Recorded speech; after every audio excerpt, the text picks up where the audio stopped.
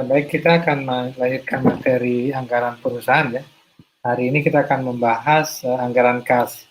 Nah, anggaran kas ini sempat kita bahas ya, singgung juga di latihan anggaran komprehensif. Kemudian pada saat kita membahas anggaran piutang dan anggaran utang, itu juga kita sempat bahas karena memang kas itu kan muncul ketika kita melakukan penjualan atau pembelian atau pembayaran ya. Nah, kas ini memang sangat penting karena istilahnya kas itu menjadi darahnya perusahaan ya. Ketika kasnya terbatas, maka kegiatan operasional atau pembelian, pembayaran juga akan terbatas. Sehingga untuk mengoptimalkan operasional perusahaan, makanya dibuat anggaran kas. Jadi semua anggaran itu kan rencana ya. Dari rencana-rencana ini tentunya anggaran kas ya tergantung dengan anggaran yang lain gitu ya. Misalnya anggaran penjualan. Jadi anggaran penjualan sudah kita bahas sebelumnya. Nah, anggaran penjualan itu akan menghasilkan kas masuk. Kemudian anggaran yang lain, misalnya anggaran bahan baku, kerja, overhead itu anggaran adalah yang keluar. Nah, dari pengertian anggaran kas ini kita bisa melihat bahwa semua anggaran itu sifatnya proyeksi ya, estimasi terkait dengan penerimaan dan pengeluaran kas atau uang selama periode tertentu. Ada juga yang mendefinisikan sebagai estimasi posisi kas, yaitu yang pertama ya. Jadi ketika bulan Januari berapa kas yang masuk, berapa yang keluar ya, saldonya berapa gitu ya. Kemudian bisa juga dilihat kapan posisi kasnya itu berapa posisi kasnya gitu, jumlahnya berapa itu kelihatan gitu ya. Sehingga pada saat itu bulan akan bisa diputuskan ya apakah perusahaan itu akan melakukan pinjaman atau dia dalam kondisi defisit ya. Kalau defisit dalam kondisi dia surplus, dia akan melakukan investasi. Jadi saya simpulkan kembali, jadi anggaran kas itu merupakan proyeksi atau estimasi terhadap posisi kas atau penerimaan dan pengeluaran kas selama periode tertentu. Itu ya untuk pengertiannya ya.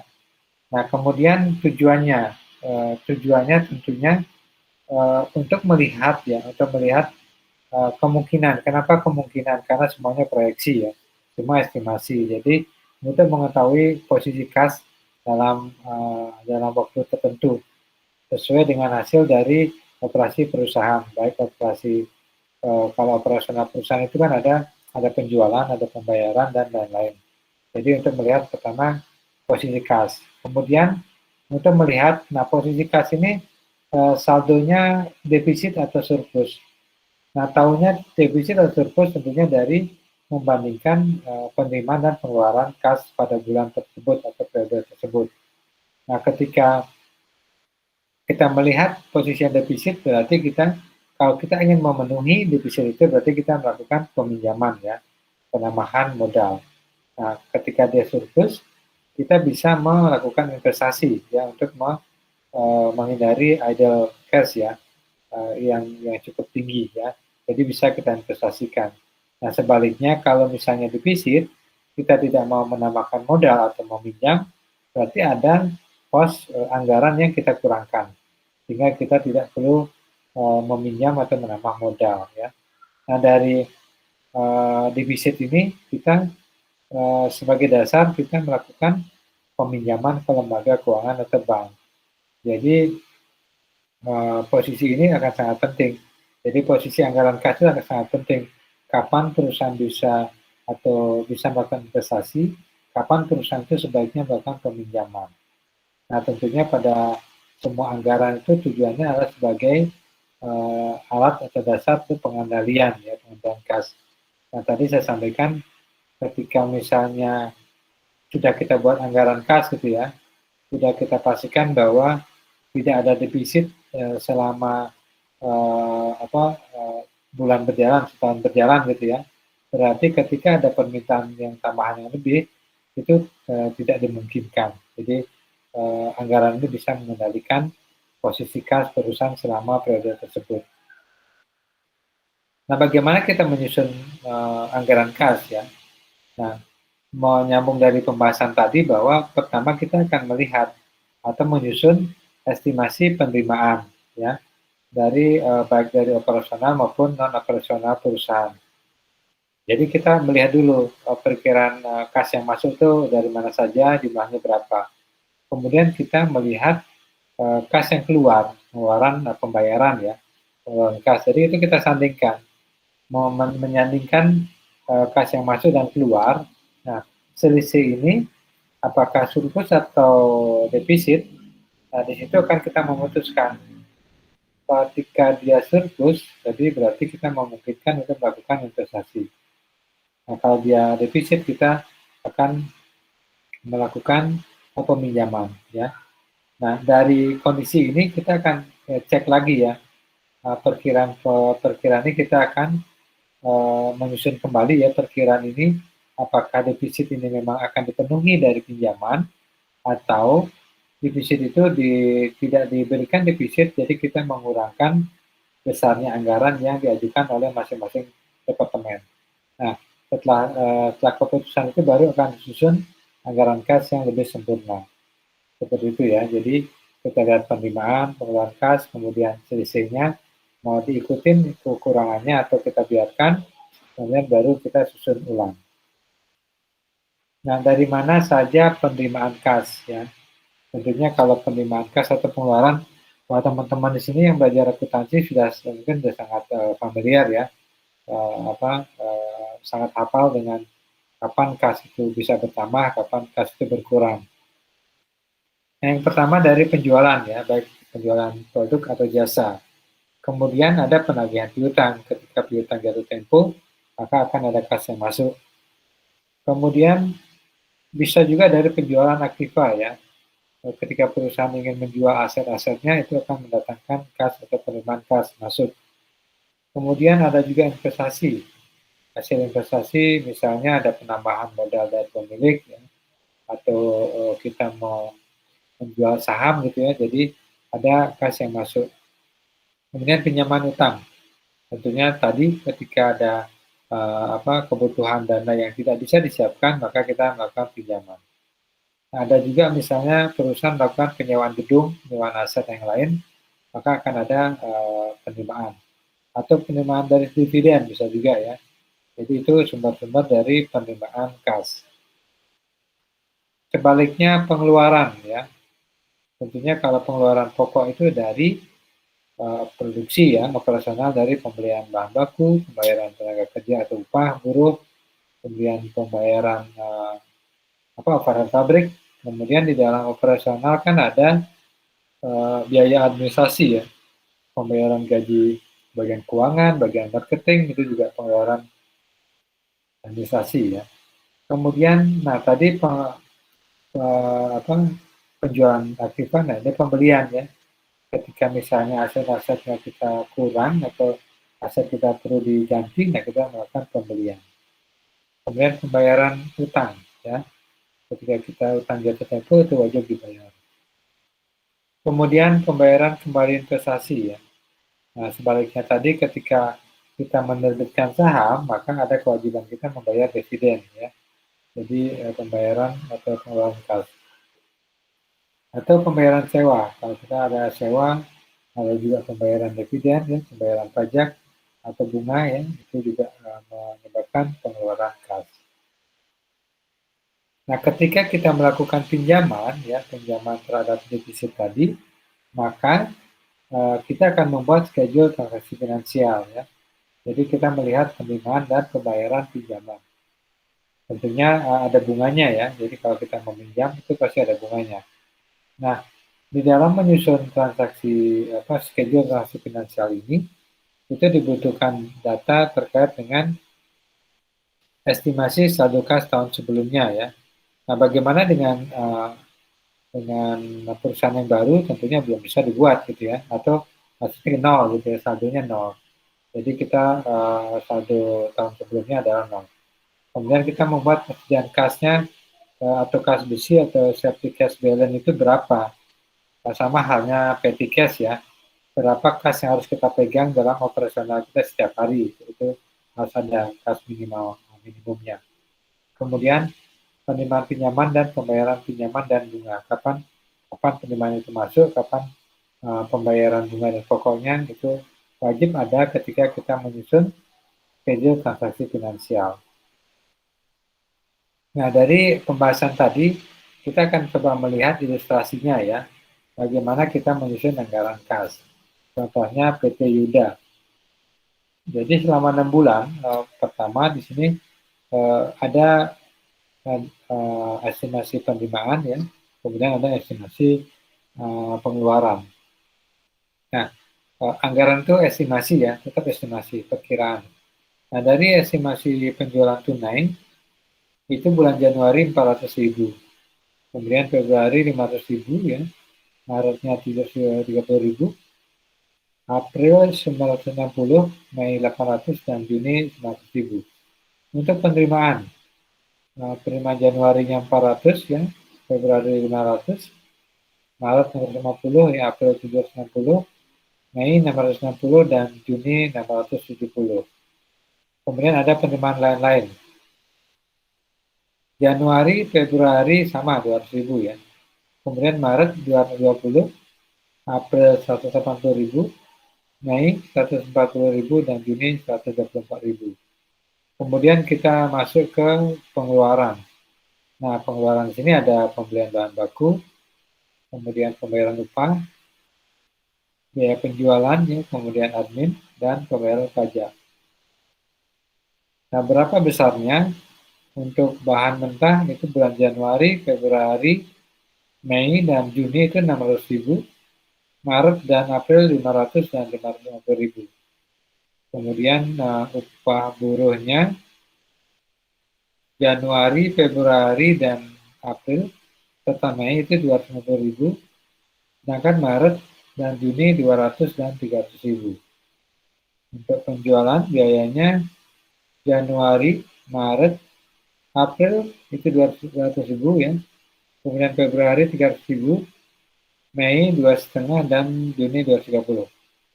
Kemudian adminnya Januari, Februari itu 350.000, Maret, April, dan Mei 400.000, dan Juni 420. Kemudian pajak bulan Maret 100.000. Itu pengeluaran. Nah, dari penerimaan dan pengeluaran itu terjadi defisit dan surplus ya. Kemudian untuk defisitnya itu dilakukan peminjaman dari Bank Mandiri ya. Bulan Januari sebesar 360.000, Februari sebesar 330.000. Nah, atas pinjaman ini dikenakan bunga sebesar 2% ya, per bulan. Kemudian pokoknya dibayar pada bulan April. Ya, April 2000 dan sisanya Mei. Nah, di sini ada estimasi saldo kas tahun sebelumnya 100.000 dan ada persediaan minimum 50.000. Atas transaksi tadi ya, kita lihat di penerimaannya ya. Pertama penerimaannya, kemudian pengeluarannya kita selisihkan. Nah, dari transaksi tadi itu hasil penjualan tunai, kemudian yang kedua penagihan piutang, ketiga penerimaan lain-lain, itu dijumlah ya. Jadi totalnya untuk Januari 1 juta, Februari 1.200.000, Maret itu 1.900.000, Mei 1.600.000, dan Juni 1.694.000. Nah, selanjutnya pengeluaran. Ada pembelian bahan baku, pembayaran upah ya, kemudian penjualan biayanya, biaya admin, pembayaran pajak.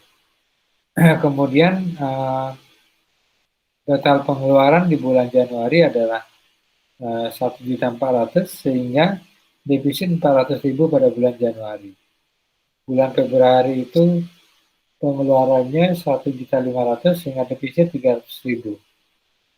Kemudian bulan Maret karena pengeluarannya lebih kecil ya, 1.400.000 jadi surplus 200.000. April sama surplus 500.000 ya, Mei-nya 100.000 dan Juni 144.000. Nah, Atas defisit ini ya, defisit Januari dan Februari itu maka dilakukan pinjaman di Bank Mandiri ya. Nah, atas pinjaman itu kita melihat schedule penerimaan dan pembayarannya ya. Kita lihat saldo kas awal ya, itu disebutkan 100.000. Nah, ketika kas saldonya 100.000 ya, kemudian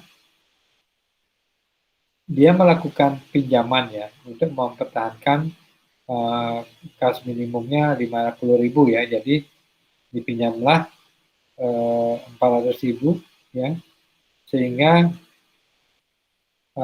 atas pinjaman 360.000 itu tersedia kas 460 ya. Kemudian karena ada pinjaman maka dikenakan bunga 2%. 2% dikalikan 360.000 adalah 7.200. Jadi itu di dikurangkan ya. Jadi saldo kasnya 52.800. Jadi di atas 50.000 ya. Nah, saldo akhir bulan Januari akan menjadi saldo awal di Februari. Nah, untuk mempertahankan kas minimal, maka karena terjadi defisit 300.000, maka dilakukan peminjaman 330.000 ya. Jadi saldo akhirnya menjadi 69.000. Nah, kenapa bunganya 13.800? Karena total pinjaman 690.000 ya. 360 ditambah 330.000. Jadi bunganya 13.800. Kemudian bulan Maret saldonya 69.000 69.000 ya, karena tidak ada pinjaman maka ditambah surplus menjadi 255.200 ya, karena ada pinjaman bunga ya.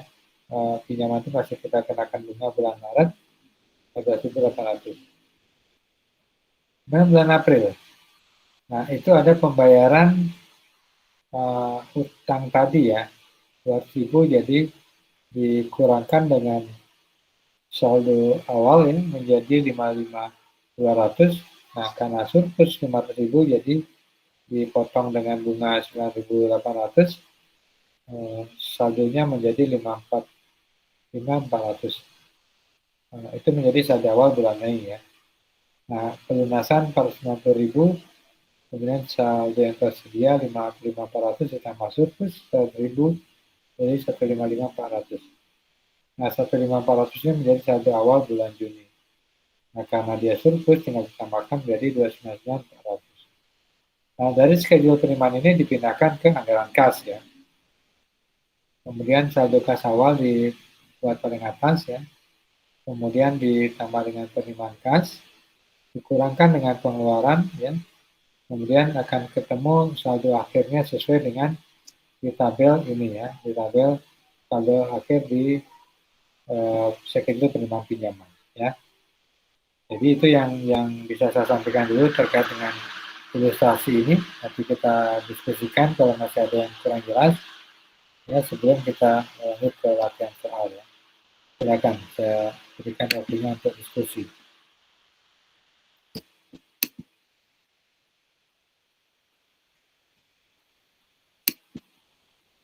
Silakan, boleh dari ilustrasi tadi, boleh juga dari materinya ya, terkait anggaran kas ya, karena anggaran kas itu sangat penting bagi perusahaan ya. Kemudian kalau mau mengaitkan dengan tugas usahanya juga boleh ya. Kira-kira seperti apa? Silakan.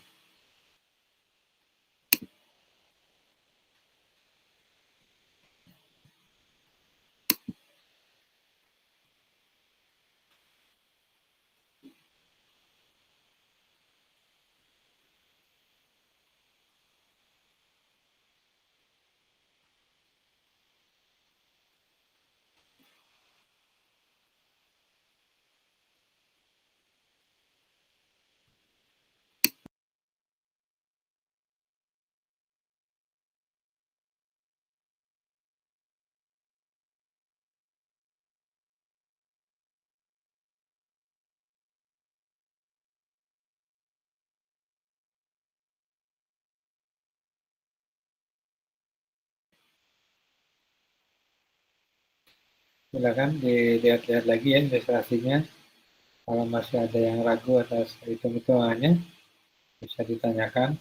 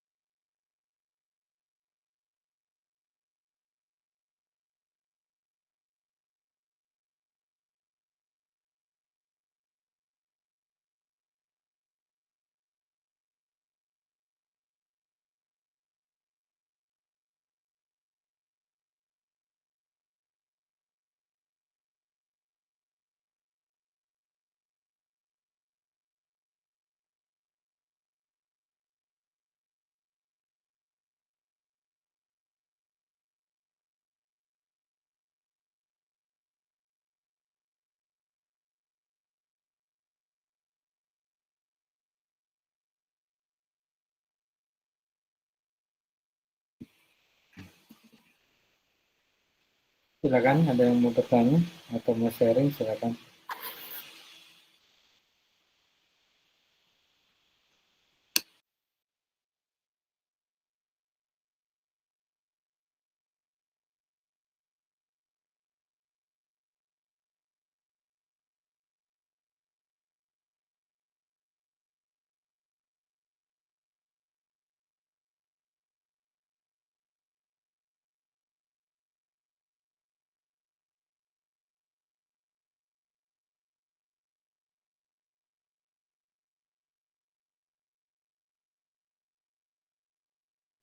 Izin bertanya, Pak.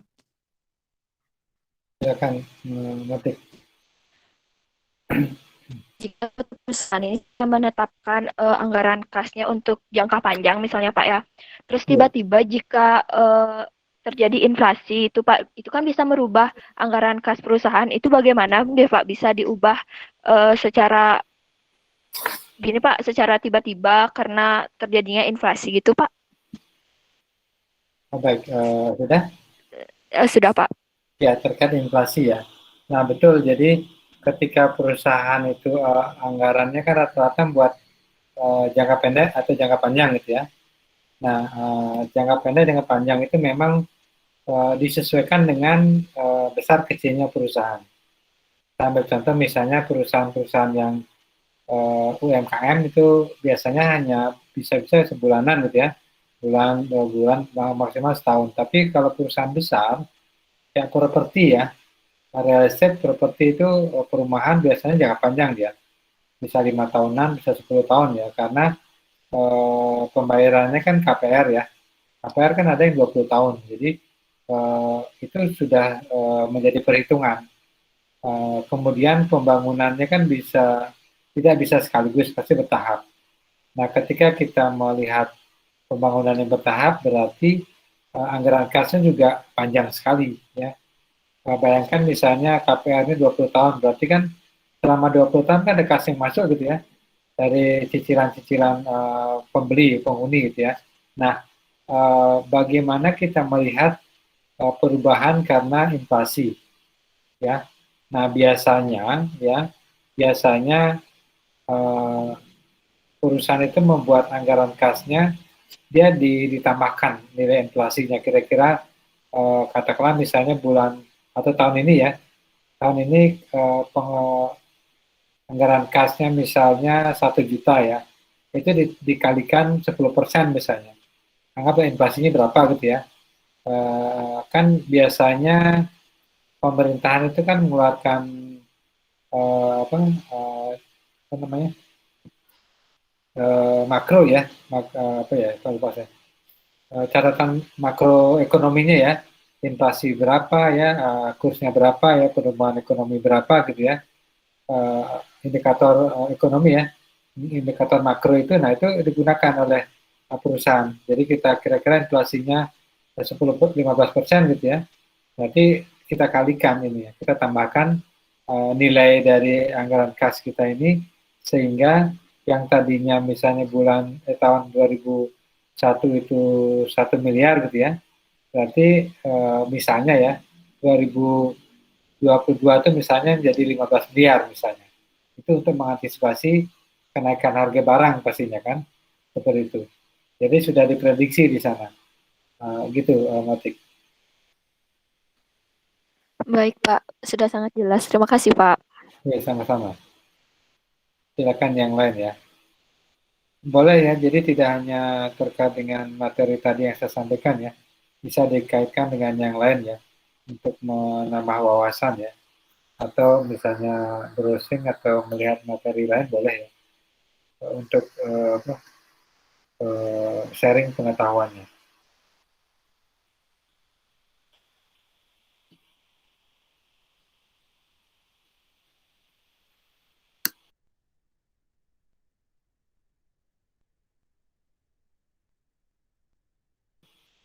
Sama halnya kalau kita dari skala kecil ya, misalnya kita pribadi di rumah tangga gitu ya. Nah, yang biasanya kita megang, eh, ya sama kalau misalnya kayak saya dulu ya di SD kan, kita bisa belanja dengan uang 5 perak gitu ya. Ya, sekarang udah nggak bisa gitu ya. Atau 5 tahun yang lalu, uang 50.000 itu kan sangat besar gitu ya. Atau 100.000 itu sangat besar nilainya. Tapi sekarang 50.000 itu bisa habis hanya dalam sekejap bisa habis gitu ya. Jadi, nah itu kalau kita mau memperkecil contohnya ya kita pakai anggaran kas rumah tangga gitu ya, atau anggaran kas kita pribadi ya. Misalnya teman-teman di sini ketika SD ya, SD atau SMP pernah dikasih uang saku sama orang tua, nilainya kan sangat berbeda ya. Misalnya kita dikasih dulu misalnya 10.000 ya. Nah sekarang anak kita dikasih 10.000 dia hanya bisa beli apa gitu. Atau adik kita ya, adik-adiknya dikasih uang jajannya berapa, hanya bisa beli apa gitu. Jadi itulah perusahaan anggaran kas kan seperti itu. Jadi dari mana sumbernya, besarnya berapa, apa pengeluarannya. Jadi kita sandingkan. Nah ketika kita kurang, mau kita minjam lagi atau minta lagi ke orang tua, atau kita mau bekerja untuk mendapatkan uang gitu kan. Atau kita uh, kurangkan pengeluaran kita urungkan pengeluarannya. Jadi untuk mendapatkan uh, tidak defisit ya. Seperti itu. Silakan kalau ada yang bertanya atau sharing ya. Pak, saya izin bertanya. Menurut Bapak, apakah pada penjualan kredit suatu perusahaan akan ada pengaruhnya Pak pada arus kas perusahaan tersebut? Jika ada, bisa dijelaskan ya Pak?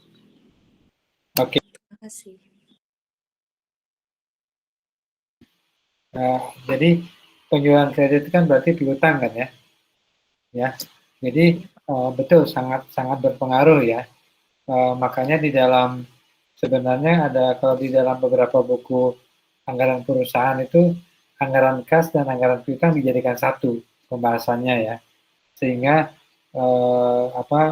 menjadi saling mengikuti dia. Nah pengaruhnya di mana?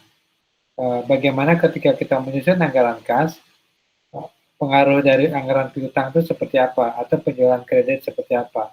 Nah dari penjualan yang kita targetkan ya, kan pertama anggaran penjualan dulu ya, anggaran penjualan. Nah, berapa persen anggaran penjualan itu menggunakan tunai, berapa persen menggunakan kredit ya.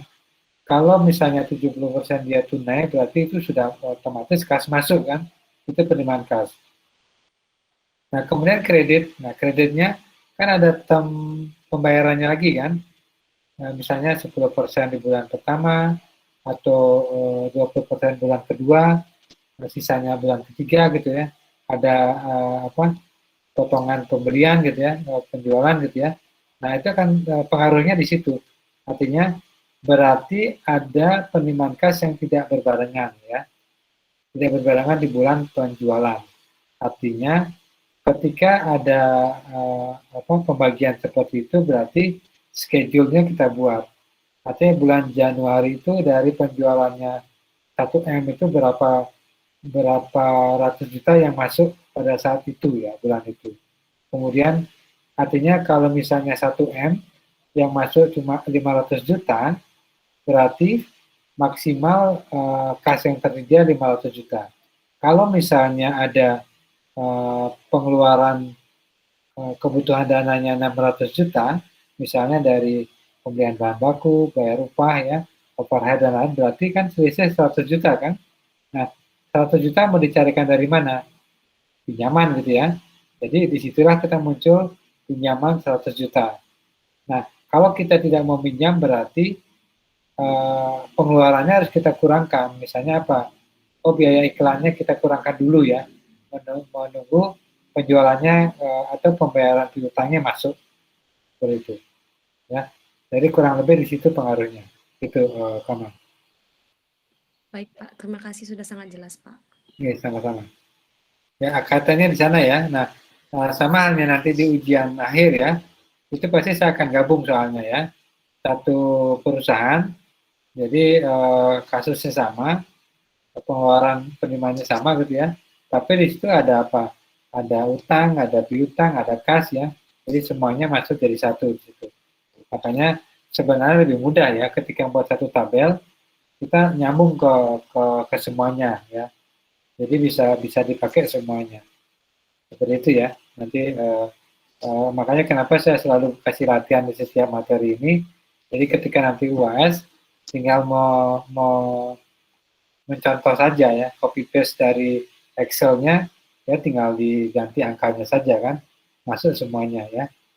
Jadi lebih mudah sebenarnya, lebih cepat ya. Paham ya, tidak hanya copy paste selesai, enggak sih ya. Tapi kalau memang sudah mengerjakan sendiri, kita pahami, nanti di ujian akan lebih mudah. Ya tinggal, oh angkanya seperti ini, persentasenya berapa, kredit sama tunainya, ya tinggal dimasukkan aja angkanya, sudah keluar langsung kan hasilnya. Ya, jadi kalau yang sudah biasa main Excel sih saya yakin mudah ya. Jadi nggak terlalu mengalami kesulitan, hanya memahami soalnya dulu ya. Jadi soalnya dipahami dulu berapa persennya, apakah ada bunganya, pajaknya gitu ya, atau bunga pinjamannya misalnya. Itu, silakan kalau ada yang lain lagi mau sharing atau bertanya silakan ya. Atau dari ilustrasi tadi ada yang belum ketemu angkanya silakan ditanyakan. Saya izin bertanya, Pak, terkait materi di PPT, Pak. Silakan tolong. Itu terjadi saldo kas yang berlebihan atau surplus, kemudian direncanakan untuk investasi atau kegiatan lain untuk menghindari terjadinya kas yang menganggur. Nah, pertanyaan saya tuh, apakah yang terjadi jika kelebihan kas dibiarkan, dan apakah dalam perusahaan tuh harus dilakukan perputaran kas, Pak? Terima kasih. Oh ya, ini terkait dengan idle cash ya. Ya, jadi kas yang berlebihan itu ya.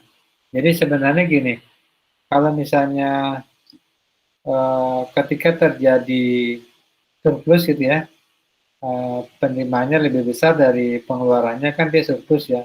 Nah, kas yang berlebih itu mau diapakan gitu ya? Itu mau dibiarkan ya. Kalau dibiarkan kan artinya hanya di tabungan ya, maksudnya tabungan biasa. Jadi atau konvensionalnya ya dibiarkan di berangkas misalnya gitu ya. Nah, tetapi perusahaan yang sudah maju itu dia akan berpikir gini, daripada kasnya diam, kan kita tabung lebih menguntungkan kan. Tabung misalnya bunganya 1% gitu ya. Kalau deposito 5% ya. Tapi kalau kita investasikan lain di tempat yang lain mungkin lebih besar lagi. Atau kita membeli aset lagi bisa menambahkan hasil ke perusahaan. Nah, keputusan itu tidak diharuskan ya, tidak diharuskan menginvestasikan tidak, tapi kalau perusahaannya ingin berkembang, biasanya dia menginvestasikan surplus tadi. Cuma memang istilahnya kalau teman-teman di sini belajar keuangan ya, maksudnya investasi, financial planner gitu, mungkin pernah mendengar ya, don't put your egg in one basket ya. Jadi jangan menaruh investasi kamu dalam satu unit investasi ya. Itu teori yang sangat-sangat kuno tapi masih digunakan, masih bisa digunakan dan wajib digunakan ketika kita mau investasi. Ya, ketika tadi misalnya kita punya uang 1M gitu ya, 100 jutanya kita tabungan, 200 jutanya deposito, 300 jutanya di emas, 400 jutanya di saham gitu ya. Kemudian misalnya 200 jutanya di apalagi ya di kripto misalnya, atau sisanya di properti misalnya. Jadi itu kita pecah. Kenapa dipecah? Untuk membagi resiko. Ketika terjadi pandemi kayak sekarang ya, aset dalam bentuk rumah, tanah itu sulit kita jual. Tapi yang lebih cair, deposito, tabungan itu bisa lebih lebih cair gitu, lebih liquid.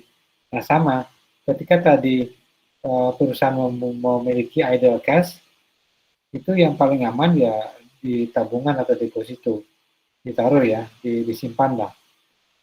Jangan semua idle cash itu dipulihkan aset baru, misalnya menambah mesin ya.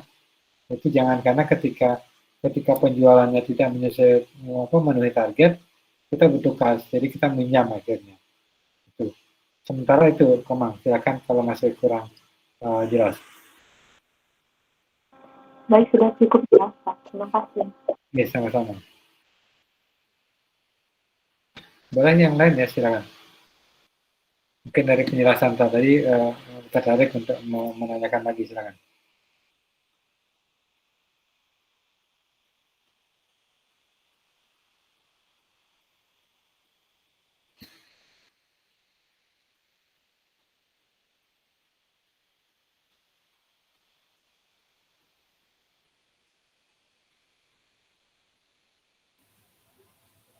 Izin bertanya, Pak. Ya, silakan, Desa. Untuk perhitungan pembayaran bunga yang bulan Januari itu kan 2% dikali 360.000. Sedangkan Februari Maret itu mendapatkan 13.000 itu 13.800 itu dikali total pinjaman keseluruhannya gitu, Pak. Ya, betul.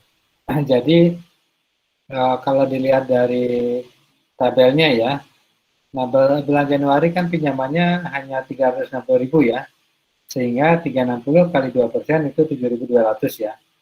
Nah, ternyata di bulan Februari kan dia masih defisit ya, masih defisit 300.000, makanya dia meminjam lagi 330.000, sehingga total pinjaman kan menjadi 690.000, dikalikan 2% menjadi 13.800. Nah, dari ilustrasi ini sebenarnya saya ingin tambahkan dari pertanyaan tadi adalah untuk menjaga kas minimumnya ya. Kas minimumnya di situ kan 50.000 ya, kas minimumnya ya. 50.000 kas minimum yang harus ada di perusahaan ya. Nah, sehingga untuk mempertahankan kas minimum itu, maka dia meminjam sebesar 360 dan 330.000. Jadi kas minimumnya itu masih dalam rentang di atas 50.000. Nah, kalau di dalam contoh ini ya, dalam contoh ini kalau kita mau tepat dia 50.000 kan agak susah ya. Bisa saja ya, kita hitung dulu. Nah, kalau misalnya dia tanpa bunga mungkin akan lebih mudah ya. Kalau misalnya tanpa bunga, nah kita kan punya saldo awalnya 100.000 ya. Kemudian defisitnya kan 400.000. Berarti kita cukup minjam 350.000 saja untuk mendapatkan kas minimumnya 50.000 ya. Jadi ini patokannya sebenarnya di saldo kas minimum kasnya itu, saldo kas akhirnya itu tidak boleh di bawah 50.000. Ketika kita mau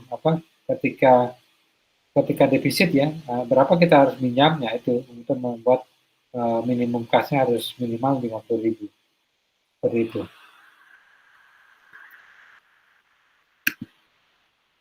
Bisa dipahami, teman?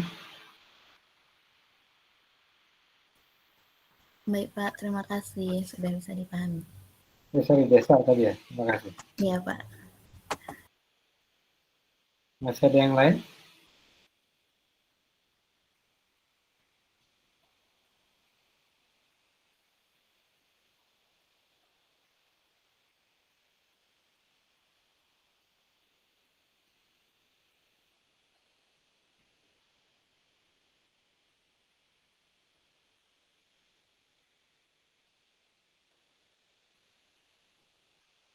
Ilustrasinya bisa dipahami?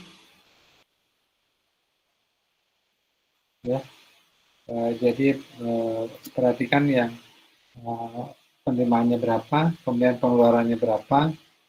Nah, kalau ada dia pinjaman berarti ada schedule pembayar penerimaan pinjamannya sama pembayaran bunga dan pokoknya ya. Nah, kalau tidak ada pinjaman berarti hanya dari penerimaan dan pengeluaran saja. Itu yang dibuat di anggaran kasnya. Jadi tidak perlu membuat schedule penerimaan dan pembayaran pinjaman.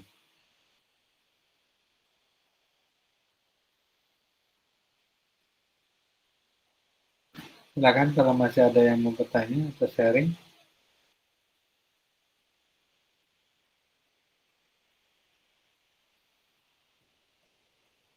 Atau mau langsung latihan? Nanti kalau ada yang mau ditanyakan, bisa sambil kita mencoba latihan. Izin bertanya sekali lagi, Pak. Ya, silakan, Motik. Eh, Misalnya nih, Pak, di dalam suatu perusahaan itu tidak ada surplus ataupun defisitnya itu, misalnya seimbang itu pengeluaran dan pemasukan dan pengeluarannya. Itu berarti tinggal dibuatkan nol aja di perhitungan anggaran penerimaan dan pengeluaran itu, Pak. Ya, berarti kalau dia apa namanya sama gitu ya, berarti nol Iya, ya. Pak. Jadi ya hanya saja kalau dia mau menentukan apa namanya menentukan ada saldo minimal ya, berarti kan dia harus meminjam, ya nggak? Hmm. Iya, Pak. Ya harus meminjam dia. Kalau misalnya dari penerimaan penjualannya sama gitu ya, ada kas minimal, berarti dia harus meminjam gitu kan, untuk Iya. mendapatkan cadangan berapa misalnya 50.000 atau 100.000 seperti itu. Baik, Pak. Terima kasih, Pak. Ini sama-sama.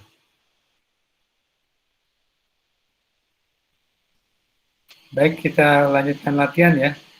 Sambil mau mencoba latihan dengan ilustrasi tadi, uh, saya perlihatkan kembali ya. Mungkin sudah dibaca ya, cuma saya pertegas lagi latihannya. Nah, ini soalnya sebenarnya jadi satu ya, tabungan, piutang, dan kas ya. Sehingga di dalam soal ini menyebutkan menyusun anggaran kas dan anggaran piutang. Cuma piutangnya ini yang disusun adalah schedule-nya ya, boleh sebaiknya disusun karena untuk memudahkan memasukkan penerimaan kasnya ya. Jadi PT Megah Jaya ini saldo piutang 1 Julinya 400.000 hanya saja, netnya 360.000 karena ada bad debt-nya 10% ya. Kemudian saldo kas, nah ini ada saldo kas ya, 600.000. Saldo minimum 400.000, jadi ini patokan untuk kita meminjam atau tidaknya. Kemudian penjualan bulan Januari, Juli 2 juta, Agustus 2,5 juta, September 3 juta, Oktober 2,8, November 3 juta, dan Desember 2,2. Nah, tadi pertanyaannya ada penjualannya tunai dan kredit ya. Jadi 70% itu otomatis masuk ke penerimaan ya, secara langsung. Kemudian yang kreditnya ya 55% di bulan yang sama, 30% di bulan berikutnya, 15% bulan 2 bulan setelah penjualan.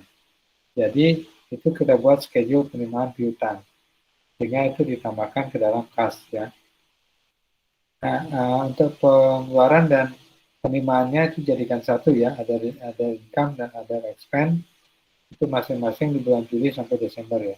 Nah itu di total saja ya, di total ada expense-nya, kemudian apa, ada income-nya juga. Ini disusun anggaran kasnya. Dari soal ini ada yang masih belum paham nggak dari pertanyaannya? Bisa dipahami?